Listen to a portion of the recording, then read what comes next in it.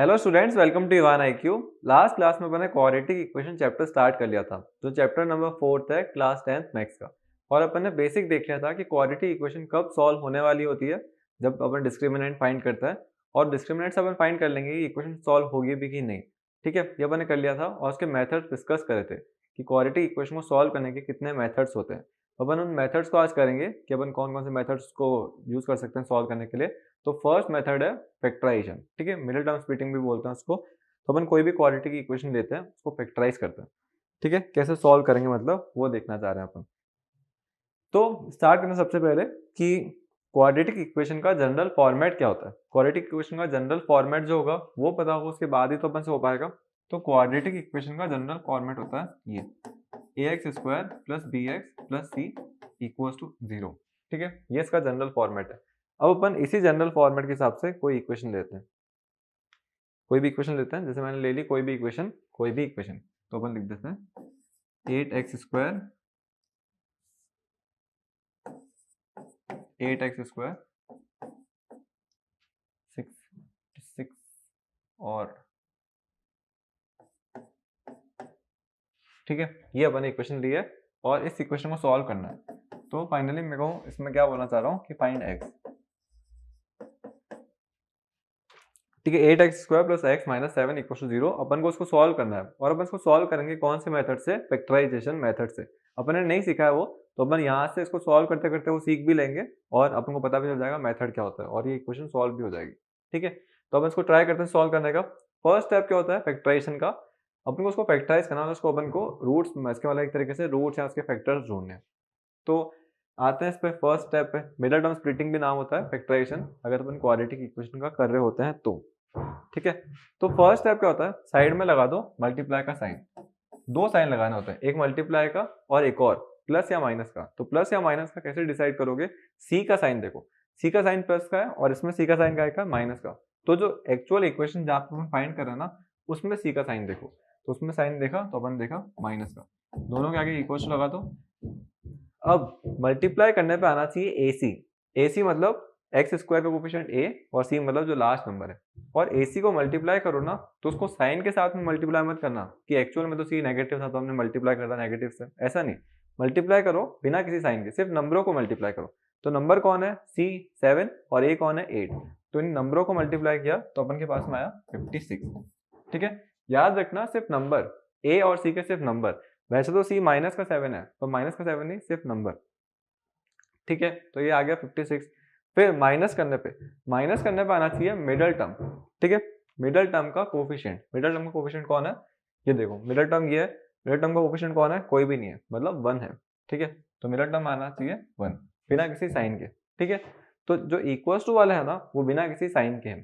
ठीक है, तो मैंने कर लिया। तो ऐसे कोई दो नंबर सोचो जिनको मल्टीप्लाई करो तो 56 आए और माइनस करो तो 1 आए। ठीक है, ये अपन को सोचना है अब, है ना। मल्टीप्लाई करना है 56 और माइनस करने पे 1, ऐसे कोई दो नंबर। तो मैंने सोचे 5 और 4। तो 5 और 4 को सब्ट्रैक्ट करोगे तो क्या आएगा? 1 आएगा। और मल्टीप्लाई करोगे तो 20 नहीं आ रहा, है ना। तो अपन को ऐसे नंबर सोचना है जिसको मल्टीप्लाई करें तो 56 आना चाहिए और सब्ट्रैक्ट करें तो सिर्फ 1 ही आए। तो वापस मैंने सोचे 8 और 7, और मैंने सोचे 8 और 7। अब 8 और 7 को सब्ट्रैक्ट करो, 8 और 7 को सब्ट्रैक्ट करोगे तो क्या आ रहा है? 1। और मल्टीप्लाई करो तो क्या आ रहा है? 56। तो ये बिल्कुल सही नंबर है। ठीक है, अपन ने जो भी साइड में सोचा था कि मल्टीप्लाई करने पे 56 आना चाहिए, माइनस करने पे 1 आना चाहिए, तो वो यहाँ पे आ रहा है। कौन कौन? 8 और 7 पे। तो बस जैसा नेम सजेस्ट कर रहा है ना, मिडल टर्म स्प्लिटिंग है, तो मिडल टर्म को स्प्लिट कर दो। ठीक है, तो अपन कर दिया इसको स्प्लिट। 8 और 7 नंबर अपन ने सोचा है, तो अपन स्प्लिट करेंगे 8 और 7 के हिसाब से। ठीक है, तो ये आ गया 8x और ये आ गया 7x और ये माइनस करने पे आया था, तो अपन ने दोनों को माइनस करके लिखा। ठीक है, मिडल टर्म स्प्लिट कर रहे हैं और मिडल टर्म को स्प्लिट कर दिया दो पार्ट में, 8x और 7x। ठीक है, अभी तक अपन का बिल्कुल सही जा रहा है। अब इसको स्प्लिट करने के बाद में जो बाकी बचे हैं वो एज इट इज लिख दो। तो 8x² लिखा हुआ था, ये प्लस का है और ये माइनस का 7 इक्वल्स टू में 0। बस स्प्लिट होते ही पूरा क्वेश्चन लगभग सॉल्व हो गया। तो इनके पेयर बना दिया करो, ये फर्स्ट पेयर, ये सेकंड पेयर। इन दोनों में कुछ कॉमन दिख रहा है? 8 दिख रहा है, x भी कॉमन है तो कॉमन ले लिया। तो ब्रैकेट के अंदर बच गया x प्लस 1, ठीक है, कॉमन लेने के बाद में इन दोनों में कुछ कॉमन दिख रहा है माइनस का 7, तो ब्रैकेट के अंदर बच गया x प्लस 1, है ना, माइनस का 7 तो चला गया, वापस माइनस का 7 कॉमन लिया तो माइनस माइनस हो गया प्लस का 1। अब वापस ये और ये दोनों अलग अलग है पर दोनों में ही x प्लस 1 है, तो अपन क्या करेंगे, x प्लस 1 को कॉमन ले लेंगे, x प्लस 1 को कॉमन ले लिया, तो जैसे ही x प्लस 1 को कॉमन लिया ना तो अंदर बच गया 8x और यहाँ से x प्लस 1 गया तो यहाँ बच गया 7। तो फाइनली मुझे दो फैक्टर मिले, दो ब्रैकेट मिल गया ना, उसका मतलब ये फैक्टराइज हो गया। तो ये होता है पूरा फैक्टराइजेशन, ठीक है। इसका जनरल मेथड तो हटा देता ना, ये हटा के थोड़ा इक्वेशन को ऊपर लेते हैं, हमको स्पेस चाहिए थोड़ी, ठीक है। तो ये अपन ने पूरा फैक्टराइज कर लिया इसको। फर्स्ट स्टेप क्या था, मल्टीप्लाई, और साइड में अपन ने दो साइन लिखे, एक मल्टीप्लाई एक माइनस, ठीक है। और फिर अपन दो नंबर सोचे और दो नंबर सोचने के बाद में उस टर्म को अपन ने स्प्लिट कर दिया, और स्प्लिट करने के बाद में अपन को ये पूरा आ गया 8x माइनस 7 x प्लस 1, ये पूरा अच्छे से आ गया। एक अपन चीज भूल गए कि इस पूरे के इक्वल टू में 0 पड़ा है, ठीक है, इस पूरे के इक्वल टू में 0 पड़ा। अब क्या है, ये ब्रैकेट जो है ना ये पूरा इनटू में है इस ब्रैकेट के, तो ये वहां जाएगा तो डिवाइड में, और 0 के डिवाइड में कुछ भी चीज जाएगी तो आंसर क्या आएगा 0। तो क्या हो गया 8x माइनस 7 जो था वो 0 के इक्वल हो गया, क्योंकि ये ब्रैकेट तो डिवाइड में जाके 0 हो गया। और फाइनली मुझे x की वैल्यू मिल गई 7/8, ठीक है, x की वैल्यू मिल गई 7/8। पर मैंने बोला कि ये ब्रैकेट वहां जाएगा, तो ये ब्रैकेट भी तो जा सकता था, ये भी तो इनटू में, तो ये वहां जाएगा तो ये भी तो जा सकता था, तो अपन ये भी करेंगे। तो अपन आइदर लिखेंगे, आइदर ऐसा भी हो सकता है या फिर वैसा भी हो सकता है, ठीक है, इधर इधर बोलने लगे आजकल आइदर को, कोई बात नहीं। तो x प्लस 1 को 0 के इक्वेट करेंगे और फाइनली मुझे x की वैल्यू मिलेगी माइनस की 1, ठीक है। तो दो वैल्यू मिली, एक तो 7/8 और एक माइनस का 1। तो दो वैल्यूज मिली और अपन ने डिस्कस करा था कि कोई भी क्वाड्रेटिक इक्वेशन को सॉल्व करेंगे तो मैक्सिमम दो डिफरेंट वैल्यूज आ सकती है ना, और दोनों डिफरेंट वैल्यूज आई है। तो क्या कल वाली क्लास याद है, उसमें क्या था कि अगर दो डिफरेंट वैल्यूज आ रही है, अनइक्वल वैल्यूज आ रही है, तो उसका मतलब डिस्क्रिमिनेंट जो होगा वो 0 से क्या होगा, बड़ा होगा, छोटा होगा कि इक्वल होगा। ये कल अपन ने डिस्कस करा था। तो अपन ने डिस्कस करा था कि अगर दो डिफरेंट वैल्यूज आती है, रूट्स आते हैं दो डिफरेंट, तो उसका मतलब डिस्क्रिमिनेंट जो होगा वो 0 से ग्रेटर होगा, है ना। तो अपन इसमें चेक करते हैं कि डिस्क्रिमिनेंट 0 से बड़ा है कि नहीं। तो ये तो एक्स्ट्रा कर रहे हैं ऐसे ही अपन की वो क्यूरियोसिटी के लिए। तो d होता है b स्क्वायर माइनस 4ac के बराबर, ठीक है। d ढूंढो कौन है, d कौन है यहाँ पे, d कौन होता है जनरल फॉर्मेट के हिसाब से x का कोफिशिएंट, x का कोफिशिएंट कोई नहीं है तो वो है 1, तो ये हो गया 1 का स्क्वायर माइनस 4। a कौन है, a होता है x स्क्वायर का कोफिशिएंट, वो है 8, और c होता है जो लास्ट में कांस्टेंट नंबर आ रहा होता है, वो है माइनस का 7, ठीक है। तो ये आ गया माइनस का 7।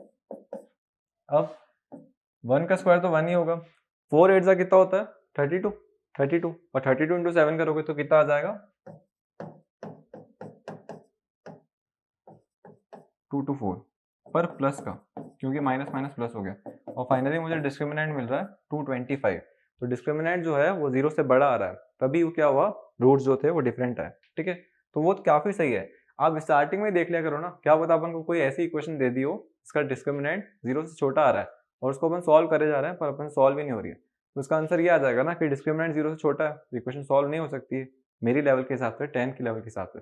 आगे तो होगी फिर वो कॉम्प्लेक्स नंबर और इन सब में, पर अभी अपन को जब डिस्क्रिमिनेंट 0 से कम आएगा ना, वो इमेजिनरी नंबर वाली जो रूट्स वाले हैं वो अपन को अभी नहीं आएगी।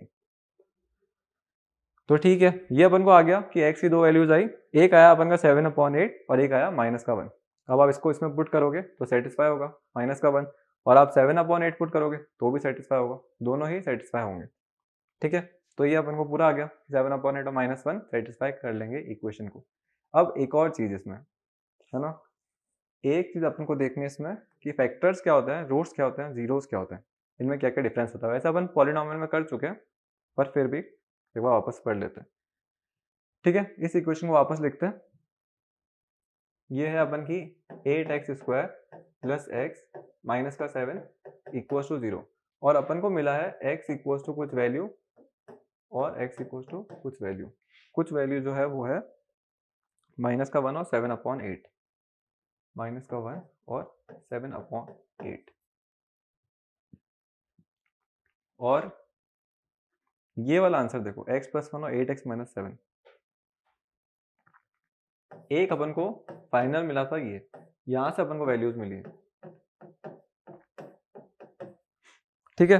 तो अब अपन देख रहे हैं डिफरेंस क्या होता है फैक्टर्स में और रूट्स में और जीरोस में। तो जो फैक्टर्स होता है ना, फैक्टर्स का मतलब क्या होता है, ऐसी चीजें जो उस पॉलिनोमियल को या फिर उस इक्वेशन को डिवाइड करेंगे तो रिमाइंडर जीरो छोड़ेंगे, ठीक है। तो जो फैक्टर होंगे वो हमेशा फंक्शन ऑफ एक्स होते हैं, मतलब एक्स के टर्म्स में होते हैं, फंक्शन ऑफ एक्स मतलब एक्स के टर्म्स में होते हैं। तो ये जो है ना, ये जो अपना एक ब्रैकेट आया, ये इसका फर्स्ट फैक्टर है, मतलब इस पूरी इक्वेशन को आप x प्लस 1 से डिवाइड करोगे ना, तो जो अपन का रिमाइंडर आएगा वो जीरो आएगा, उस पूरी इक्वेशन को नहीं, इस पूरे पॉलिनोमियल को, इक्वल टू जीरो को हटा दो। अगर आप सिर्फ इसको यहाँ तक कंसिडर करते हो, है ना, इसको अपन ने इससे डिवाइड करा x प्लस 1 से, तो रिमाइंडर जीरो आएगा। और अगर आप 8x माइनस 7 से करोगे तो भी आंसर जीरो आएगा, रिमाइंडर जो होगा वो जीरो आएगा। तो ये इसके दो फैक्टर है, तभी इसको बोलते हैं फैक्टराइजेशन मेथड, है ना। अपन इसके दो फैक्टर ढूंढे। फिर आता है रूट्स। रूट्स क्या होता है, तो रूट्स का मतलब वो होता है, रूट्स कोई कांस्टेंट नंबर होंगे, ठीक है, कोई ना कोई कांस्टेंट नंबर होंगे, और वो वाली वैल्यूज होती है जिसपे पूरा पॉलिनोमियल सेटिस्फाई हो रहा होता है ना। तो रूट्स कौन आए, रूट्स आए अपन के -1 और 7/8। तो ये होते हैं रूट्स जो इक्वेशन को सेटिस्फाई करेंगे, वो उसके रूट्स हैं, है ना। तो इसको थोड़ा ध्यान रखना, फैक्टर्स क्या होते हैं और रूट्स क्या होते हैं, दोनों में डिफरेंस है। अगर फैक्टर्स पूछेंगे तो फैक्टर्स कौन कौन है, x प्लस 1 और 8x माइनस 7, और रूट्स पूछेंगे तो वो कौन कौन है, माइनस का 1 और 7/8, ठीक है। ये अपन को आ गया। एक और नंबर होता है जीरोस। जीरोस जो होता है वो भी रूट्स ही होते हैं, है ना। जीरोस का मतलब क्या होता है, ऐसी x की वैल्यू जिसपे पूरा पॉलिनोमियल या पूरी इक्वेशन जीरो हो जाए।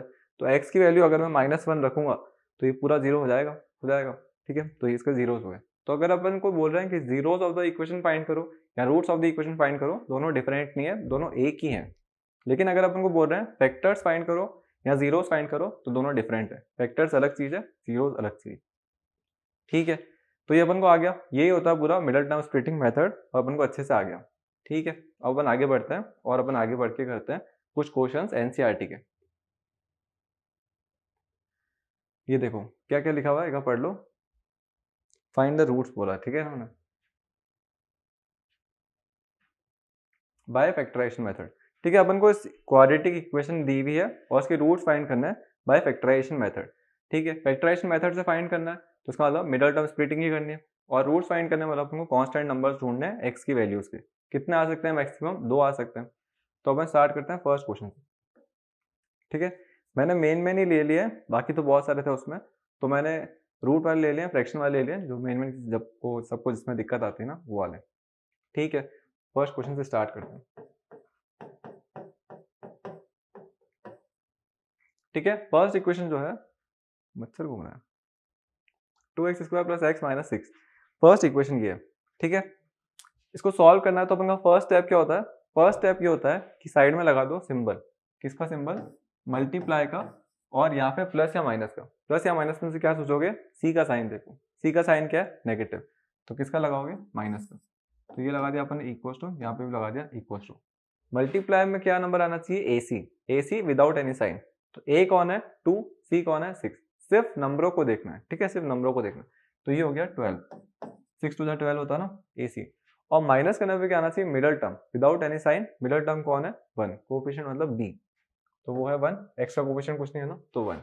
तो ऐसे कोई दो नंबर सोचो जिनको मल्टीप्लाई करो तो 12 आए, माइनस करो तो 1 आए, ठीक है। तो ये तो कोई बड़े नंबर थे ही नहीं, 4 और 3, ठीक है, कोई इतने हार्ड ही थे नहीं, 4 और 3 से आराम से आ गया। तो अपन को 4 और 3 से मिल गया। अब सब्ट्रैक्ट करेंगे तो 1 आना चाहिए, मल्टीप्लाई करना चाहिए तो 12 आना चाहिए। तो अपन लिख देते हैं 2x², इसको अपन ने स्प्लिट कर दिया, ठीक है। स्प्लिट कर दिया किस किस में, 4 और 3 में, सब्ट्रैक्ट करने पे। तो 4x माइनस 3x, और यहाँ पे प्लस का साइन था, प्लस का साइन था, माइनस का 6 इक्वल्स टू में 0, ठीक है। वही अब क्या करेंगे, ये पेयर, इनमें से कुछ कॉमन निकाला, 2x कॉमन आ रहा तो ब्रैकेट में बच गया x, इनमें से कॉमन निकाला 2 कॉमन आ रहा, फिर -3 कॉमन ले लिया दोनों में से, तो यहाँ बच गया x प्लस 2 इक्वल्स टू में 0, ठीक है। हर बार ये ब्रैकेट सेम ही बनता है, हर बार का ही है ये, ठीक है। ये चीज़ और ये चीज़ x प्लस 2 अपन ने कॉमन ले लिया, तो अगले ब्रैकेट में बच गया 2x माइनस 3 और इक्वल टू में हो गया 0। ठीक है, पूरा आ गया। अब वही इधर और वाला, ये मल्टीप्लाई में तो वहां जाके 0 के डिवाइड में जाएगा, ये मल्टीप्लाई में तो ये वहां जा सकता है। तो अपन दोनों से निकाली और अपन को मिली x की वैल्यू -2। जब अपन ने इसको 0 के इक्वेट करा और इधर से जब इक्वेट करा तो अपन को मिला 2x माइनस 3 इक्वल टू 0। -3 को वहां भेजा तो वो हो गया प्लस का 3 और फाइनली मुझे मिला x की वैल्यू 3/2। ठीक है, x की वैल्यू मिल गई मुझे 3/2।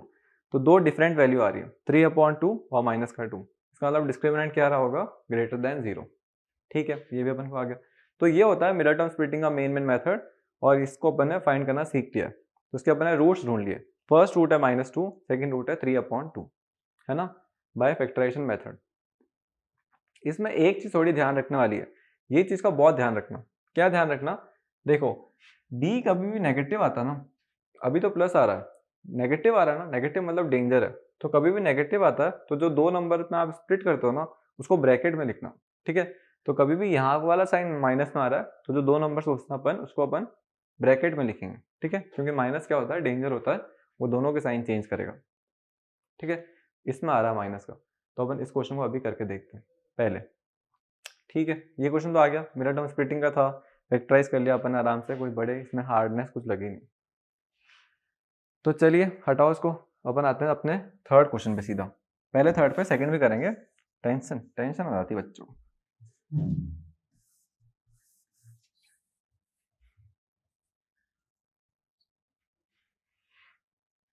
ठीक है, थर्ड पे आते हैं। थर्ड देखो फ्रैक्शन है, तो फ्रैक्शन वाला पार्ट है, इसको एक बार लिख देते हैं। 2x² माइनस का x प्लस 1/8 इक्वल्स टू में 0। तो फ्रैक्शन वाले पार्ट में क्या होता है, जो टर्म्स अपन सोचेंगे ना, तो जैसे अपन टर्म्स क्या करते हैं, फर्स्ट स्टेप क्या होता है कि साइड में अपन मल्टीप्लाई का साइन लगा देते हैं और फिर अपन देखते हैं प्लस या माइनस का, सी का है प्लस का है तो प्लस का, यहाँ पे प्लस का, और अपन फिर नंबर सोचने लग जाएंगे। ठीक है, AC को मल्टीप्लाई करोगे तो क्या आएगा, 1/8 इंटू 2, 1/8 इंटू 2 करोगे, 1/8 इंटू 2, तो ये 4, तो ये 1/4 आ गया। तो मल्टीप्लाई करने पे 1/4 और प्लस करने पे मिलर टर्म का सिर्फ नंबर ही देखना है इधर, तो ये आ गया 1। तो ये नंबर सोचने में तो बहुत दिक्कत होगी ना, किन्हीं बच्चों को, किन्हीं को आ जाएगा, तो जिनको आ गया तो कर लो भले, पर जिनको दिक्कत आ रही है हम उनके साथ में। तो हम क्या करेंगे, हम चाह रहे हैं कि फ्रैक्शन रहे नहीं, फ्रैक्शन नहीं रहे क्योंकि इजीली हो जाए। फ्रैक्शन नहीं रहेगा ना तो अपन नंबर सोच लेते थे, क्योंकि अपन ने पहले दो क्वेश्चन में देखा जिसमें फ्रैक्शन नहीं था और नंबर सोच लिए थे। तो यहाँ पे फ्रैक्शन थोड़ा दिक्कत दे रहा है, तो फ्रैक्शन वाला कभी पार्ट दिक्कत दे रहा है तो क्या करो, फ्रैक्शन को हटा दो। कैसे हटाओगे, देखो ये लेफ्ट हैंड साइड है, ये इक्वेशन का राइट हैंड साइड है। तो इधर अगर मैं किसी नंबर से मल्टीप्लाई करता हूँ और इधर भी उसी नंबर से मल्टीप्लाई कर देता हूँ पूरी इक्वेशन को, तो इक्वली तो रहा। जैसे मैंने बोला कि कोई वेट लिफ्टिंग मशीन है, यहाँ पे 2 kg रखा, यहाँ पे भी 2 kg रखा, तो इक्वली तो रहा, वो चेंज नहीं करा, तो वही कर रहा है। अब मल्टीप्लाई ऐसा करना है कि 8 कैंसिल आउट हो जाए, तो मैंने मल्टीप्लाई कर दिया 8 से, तो इधर भी 8 से मल्टीप्लाई। अब 0 में 8 मल्टीप्लाई होगा तो क्या ही कुछ हो जाएगा, तो ये तो हो गया 0। ठीक है, ये तो 0 ही रहा, पर 8 जो है ना ये मल्टीप्लाई होगा सबसे, तो 8 जब 2 से मल्टीप्लाई हुआ तो ये हो गया 16x²। 8 जब इससे हुआ तो ये हो गया माइनस का 8x, और 8 जब 1/8 से इंटू हुआ तो ये हो गया 1। ठीक है, 16x² माइनस का 8x प्लस 1। अब ये वही इक्वेशन है, बस फ्रैक्शन हट गया, क्योंकि इक्वेशन तो अपन ने इक्वली रखी ना, अपन ने दोनों तरफ मल्टीप्लाई किया था। अब आ जाओ वही अपन के क्या होते थे, तो मल्टीप्लाई करने पे क्या आना चाहिए, AC। ठीक है, विदाउट एनी साइन। A कौन है 16, C कौन है 1, 16 इंटू 1 किया तो 16। फिर इसका साइन देखो, C का साइन प्लस का साइन है, प्लस करने पे क्या आना चाहिए, मिडल टर्म का सिर्फ नंबर, मिडल टर्म कौन है, -8 है, पर सिर्फ नंबर ही चाहिए तो 8। तो ऐसे कोई दो नंबर सोचो जिनको प्लस करो तो 8 आए, मल्टीप्लाई करो तो 16 आए।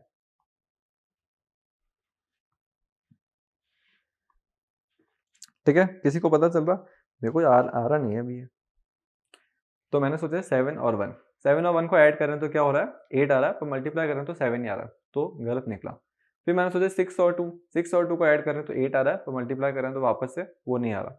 फिर मैंने सोचा 4 और 4। ठीक है, 4 और 4 को ऐड करा 8 और मल्टीप्लाई करा तो 16। ठीक है, सही सोचा एकदम।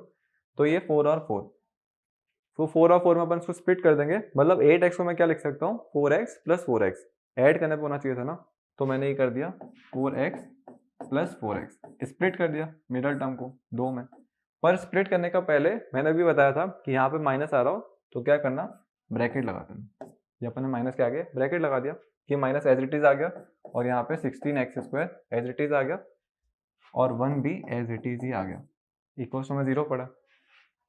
ठीक है, अब क्या करो, ब्रैकेट ओपन कर दो, तो ये हो गया 16x स्क्वायर माइनस का 4x माइनस का 4x प्लस का 1 इक्वल्स टू में 0। ये पूरा सम और ये पूरा टर्म, इन दोनों में 4x कॉमन है, 4x कॉमन है, तो यहाँ से 16 और ये सब डिवाइड हुआ तो बच गया 4x माइनस में 1। इन दोनों में कुछ कॉमन है ही नहीं, कुछ कॉमन है नहीं, तो मैंने ले लिया माइनस का 1 कॉमन, तो माइनस माइनस ये कैंसिल आउट हो गए, ये तो हो गया प्लस का, ये माइनस और ये प्लस, माइनस का 1 है ना, इक्वल्स टू 0। अब वापस से इस पूरे में और इस पूरे में 4x माइनस 1 कॉमन आ रहा है, तो 4x माइनस 1 कॉमन ले लिया, तो 4x माइनस 1 कॉमन, ठीक है, 4x माइनस 1 कॉमन ले लिया, तो अगले ब्रैकेट में यहाँ से तो ये चला गया, तो यहाँ बच गया 4x, यहाँ से ये चला गया तो यहाँ पे बच गया 4x माइनस 1। ठीक है, ये अपन का पूरा फैक्टराइज हो गया, ये फर्स्ट फैक्टर, ये सेकंड फैक्टर। अब क्या करते हैं, दोनों को 0 के इक्वेट करते हैं, तो इसको मैं यहाँ लिख देता हूँ। ठीक है, यहाँ पे 4x माइनस 1 को 0 के इक्वेट करा तो मुझे मिला x इक्वल्स टू 1/4 फर्स्ट बार, है ना। और जो अगला ब्रैकेट है ना वो भी 4x माइनस 1 ही है, तो अपन वही करेंगे, 4x माइनस 1 को 0 के इक्वेट कर लेंगे और x की वैल्यू मिल जाएगी 1/4।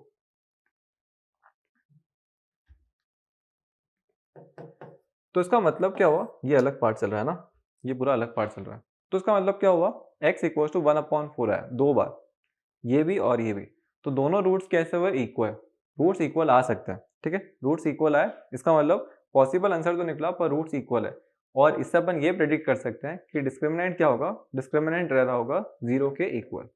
ठीक है, इस केस में डिस्क्रिमिनेंट 0 के इक्वल रह रहा होगा। ठीक है, तो ये अपन ने कर लिया, ये अपन ने पूरा सॉल्व कर लिया। तो फ्रैक्शन वाला पार्ट कभी भी आओ तो कैसे सॉल्व करना, दोनों तरफ किसी नंबर से मल्टीप्लाई कर देना, ताकि क्या हो, मेंटेन हो जाए, इक्वेशन मेंटेन हो जाएगी ना, फ्रैक्शन हट जाएगा, और फ्रैक्शन हटने के बाद में अपन इजीली उसको कर सकते हैं। तो अब हो गया अपन का फ्रैक्शन वाला पार्ट भी, अब अपन आते हैं रूट वाले पे, सेकंड वाले पे। ठीक है, सेकंड वाले पे स्टार्ट करते हैं।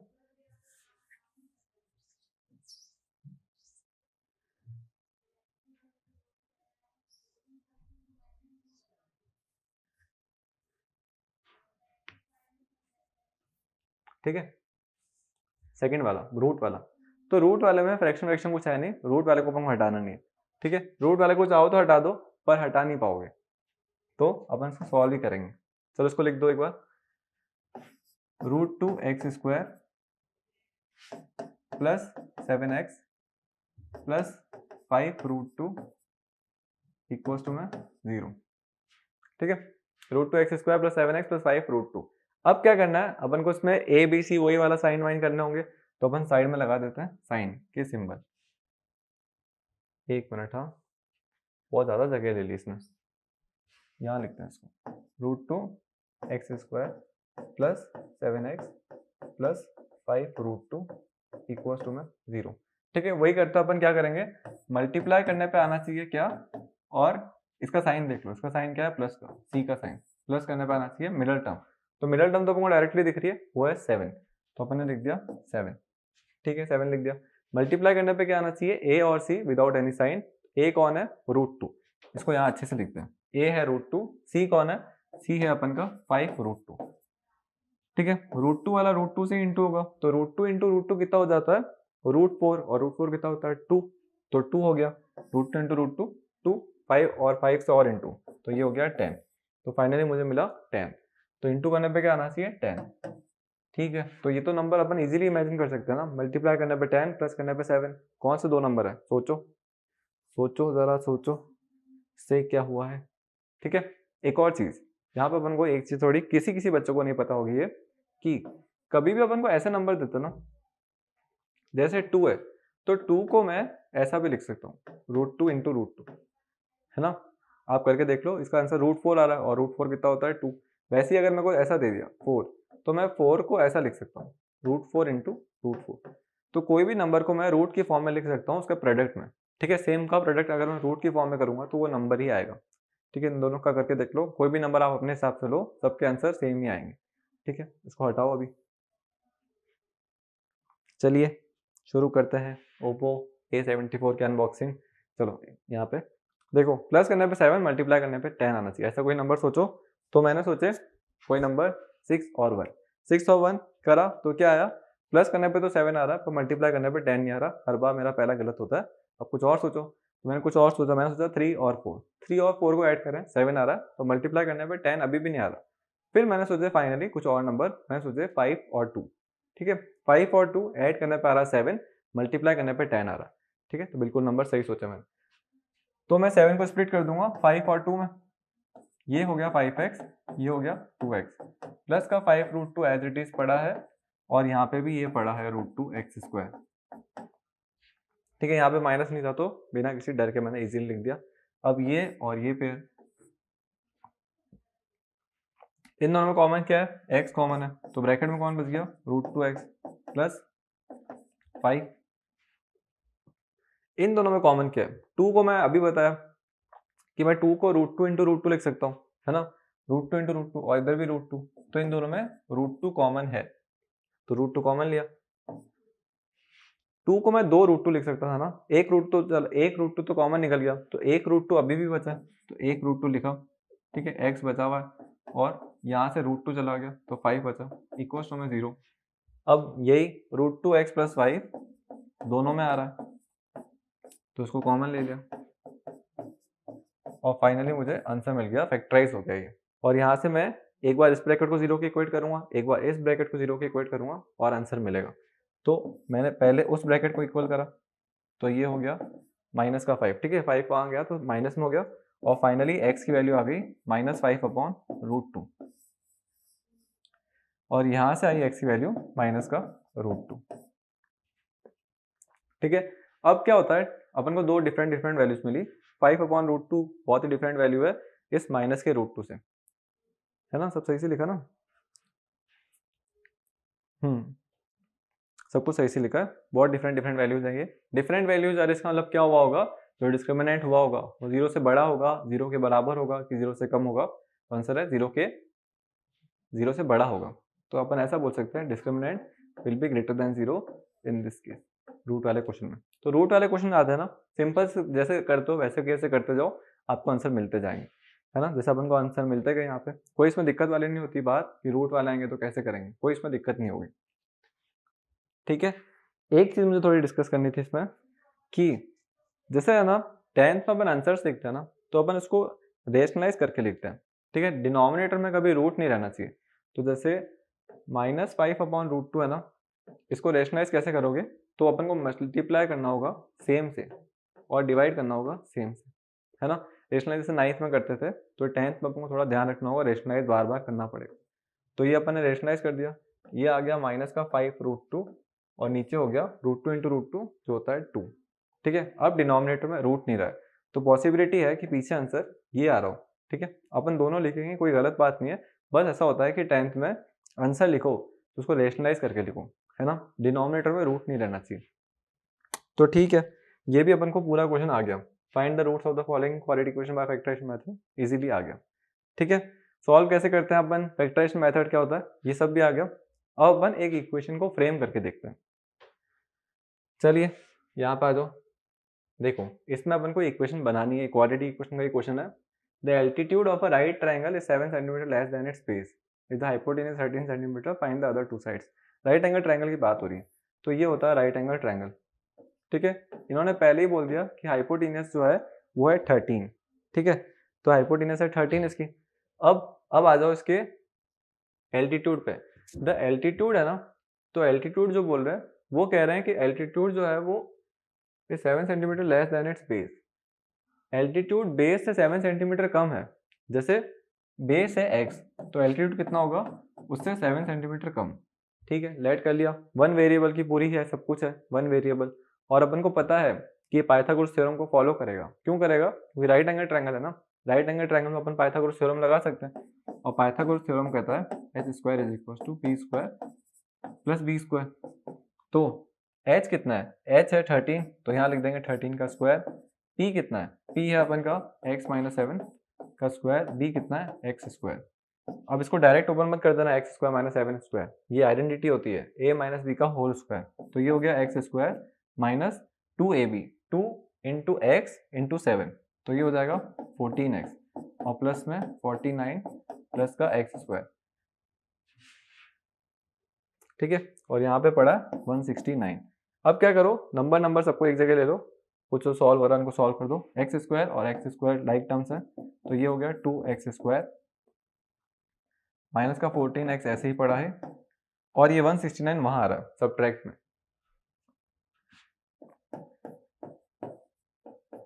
ठीक है, तो इन दोनों को अपन सब्ट्रैक्ट कर देते हैं, यहाँ पे प्लस माइनस माइनस ही होगा, 0 और 16 हो गया 120। तो फाइनली मुझे इक्वेशन मिल रही है। ठीक है, इसके नीचे लिख देते हैं, यहाँ लिखते हैं अपन की इक्वेशन आई मुझे फाइनल मिली 2x स्क्वायर, फिर आया माइनस का 14x, और फाइनली मुझे मिला क्या क्या आ रहा था, ये 120। साइन क्या आएगा, जो नंबर बड़ा है प्लस का और ये माइनस का, तो जो नंबर बड़ा है कौन है, 169 बड़ा है, तो साइन भी आएगा माइनस का 120, और इक्वल्स में मिल गया मुझे 0। ठीक है, 0 यहाँ लिखो या यहाँ लिखो एक ही बात है, तो मैंने वहां लिख दिया। अब ये इक्वेशन तो पूरी फॉर्मेट में है ना, क्वाड्रेटिक इक्वेशन है, क्वाड्रेटिक इक्वेशन को अपन सॉल्व कर सकते हैं, क्वाड्रेटिक इक्वेशन को तो अपन इजीली सॉल्व कर सकते हैं। एक और चीज ध्यान रखना, देखो सब में 2 कॉमन है, तो 2 को कॉमन लेके पहले हटा दो, क्योंकि नंबर रिड्यूस जाएंगे। जैसे आपको 120 को 4 से इंटू करने को बोले और 120 को 2 से इंटू करने को बोले, तो ज़्यादा इजी क्या है, तो मुझे तो ज़्यादा इजी 120 इंटू 2 लग रहा है। ठीक है, तो मुझे नंबर कम चाहिए, कम नंबर होंगे, रिड्यूस होंगे, तो इजीली मल्टीप्लाई होंगे। ठीक है, तो मैंने इन सब में से 2 को कॉमन ले लिया, 2 को कॉमन ले लिया यहाँ पे, तो ये हो गया ऐसे। ठीक है, 2 मल्टीप्लाई में तो वहां जाके डिवाइड में, तो वहां जाके डिवाइड में होगा भी अगर, तो 0 ही तो होगा। इसको हटा देते हैं। ठीक है, वो क्वेश्चन तो सबके देखा हुआ था, तो मैंने 2 हटाया, वहां जाके डिवाइड में 0 हो गया वो, और ये अपन को इक्वेशन मिल गई, और इक्वेशन मिल गई है एक्स स्क्वायर माइनस का 7x माइनस का 60 इक्वल टू 0। तो इसको तो अपन सॉल्व कर सकते हैं, सॉल्व अभी अपन देखा है फैक्टराइजेशन कैसे करते हैं, तो बस इसको फैक्टराइज करके x की वैल्यू निकालो। अब मान लो कि आपने x की वैल्यू निकाली, एक x की वैल्यू आई माइनस का 7, माना ऐसे अपन, ठीक है, लाइट कर रहे हैं, अपन ने नहीं निकाला, तो x की वैल्यू माइनस का 7, क्या कभी लेंथ माइनस में हो सकती है, तो आंसर है नहीं, कभी भी लेंथ नेगेटिव हो ही नहीं सकती है, और अगर लेंथ नेगेटिव नहीं हो सकती है तो अपन इस वैल्यू को रिजेक्ट करेंगे। ठीक है, दूसरी वैल्यू भी तो आएगी, और मान लिया कि दूसरी वैल्यू आई 2, तो अपन इसको सेलेक्ट करेंगे। ठीक है, तो नेगेटिव वैल्यूज अगर लेंथ की आ रही हो तो उसको रिजेक्ट करना, स्टेटमेंट लिखना कि this value has been rejected because length can not be negative. ठीक है, तो अभी के लिए बस बहुत है, और अपन कल क्वाड्रेटिक मेथड वाला जो फॉर्मूला है ना, क्वाड्रेटिक फॉर्मूला, वो भी कर लेंगे, और फिर अपन वर्ड प्रॉब्लम्स पे ही फोकस करेंगे। तो अभी के लिए बहुत, सेशन के लिए इंक्लूड होने के लिए थैंक यू, और अच्छा लग रहा है तो शेयर करें, और कोई प्रॉब्लम है तो शेयर करें वो भी, तो हम उसमें हेल्प करेंगे, मेहनत करेंगे उसमें। ठीक है, चलो।